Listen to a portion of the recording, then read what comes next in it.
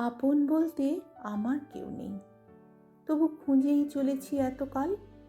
গ্রামগঞ্জের মাটির ঘর থেকে শহরতলির কানা গলি এক করে খুঁজেই চলেছি।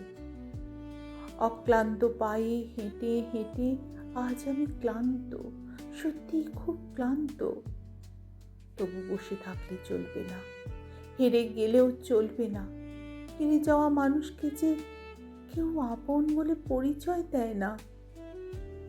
আপন বলতে আমার কেউ নেই, আপন কাউকে পাইনি খুঁজে আজও, যে শুনবে আমার বাসি পান্তা গল্প। সেসব গল্পের বোঝা ঘাড়ে নিয়ে আমি পাড়ি দেব দূরে অন্য কোনো শহরে।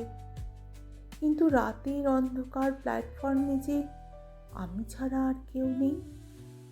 নির্জন অন্ধকারে আশা হয়ে এলো ট্রেনের আলো, হুইসেল ছাড়াই। বোধহয় ট্রেনেরও আমার সাথে কথা বলার কোনো ইচ্ছে নেই। আপন বলতে আমার কেউ নেই।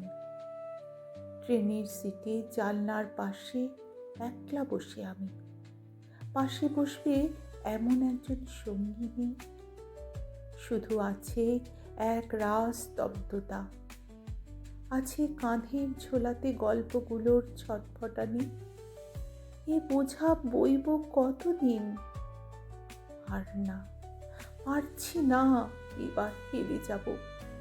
জানি হেরে যাওয়া মানুষকে কেউ আপন বলে পরিচয় দেয় না, তবুও হেরে যাব। ঠিক করেছি কারোর আপন হব না, চাই না আপন কাউকে। তবু এ বোঝা বইব না। নেমে যাব পরের স্টেশনে, সকাল হওয়ার আগে ছুঁড়ে ফেলব সমস্ত ভার লোহার পাতের ওপর। ফেলে যাব কালো পাথরের ভিড়ে।